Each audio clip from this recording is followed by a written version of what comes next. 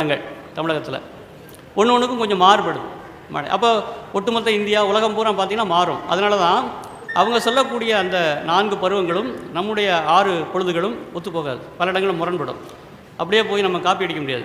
நம்ம வசந்த காலம் அப்படின்னா இளவேணியில் வந்து ஸ்ப்ரிங் அப்படின்னு பண்ண முடியாது, ஏன்னா சிக்கல் வருது. மொழிபெயர்ப்பில் நம்ம செஞ்சிட்டோம், அது இருக்கட்டும். இப்போ இந்த கார்காலம் அப்படிங்கிற பெயர் எப்படி சொல்லப்பட்டது? பாவாணர் சொல்கிறார், கார் அப்படின்னா அது கருமை, கருமைக்கு அழகு அப்படின்னு ஒரு பொருள் இருக்குது. 19 பொருள் இருக்குது தமிழில் கார் அப்படிங்கிறதுக்கு. சங்க இலக்கியத்தில் கிட்டத்தட்ட ஒரு நமக்கு கொடுக்கப்பட்ட குறிப்பு என்ன அப்படின்னா, கார் அப்படின்ற சொல்லே வந்து 139 இடங்களில் வருது சங்க இலக்கியங்களில். இந்த 139 இடங்களில் 19 பொருள்களில் கையாண்டிருக்காங்க. இதுக்கு மூலச்சொல் வேர்ச்சொல் என்ன அப்படின்னு பார்த்தா, பாவாணருடைய குறிப்புப்படி இது கருமை அப்படிங்கிற பொருள் தான் அவர் கரியது கருமை அப்படிங்கிற பொருள் கார் அப்படிங்கிற சொல்லை உருவாக்கியிருக்கிறாங்க.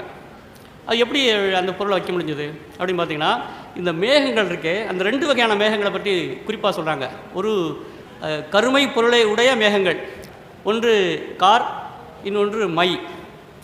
இந்த கார் மை 2 மேகங்களும் அதிகமாக மழையை தரும். இதில் இடையில கொன்மு அப்படின்னு ஒரு மேகத்தை பற்றி சொல்கிறாங்க. அது யானையை போன்றது, மலையை போன்றது.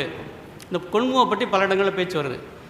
இந்த குமுலஸ் அப்படின்னு ஆங்கிலத்தில், இப்போ மேகங்களையும் ஆங்கிலத்தில் ஒரு 6-7 பிரிவுகளாக பிரிக்கிறாங்க. அது எந்த இடத்துல இருக்குது, எப்படி அது வந்து அது அழுத்தமாக இருக்குதா, மென்மையாக இருக்குதா, அடுக்கடுக்காக இருக்கா, அப்படிலாம் வச்சு பிரிக்கிறாங்க.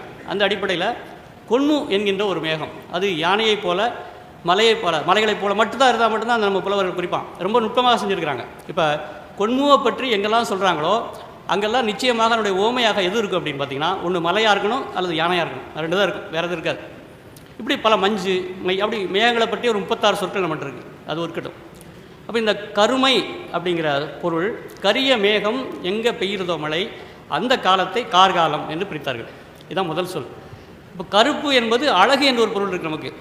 இப்போ நம்ம இப்போ தொலைக்காட்சியெல்லாம் இப்போ ஒரு சர்ச்சை நடந்துக்கிட்டே இருக்குது, பார்த்துருப்பீங்க 2-3 நாளாக எல்லோரும் பார்த்துருப்பீங்க, கருப்பை பற்றி, வண்ணத்தை பற்றி. ஆனால் இந்த அழகு என்ற சொல் அல்லது கருப்பு என்கின்ற அழகு பின்னாட்களில் அது அவமானமாக, அது வந்து அசிங்கமாக பின்னாடி பார்க்கப்பட்டது.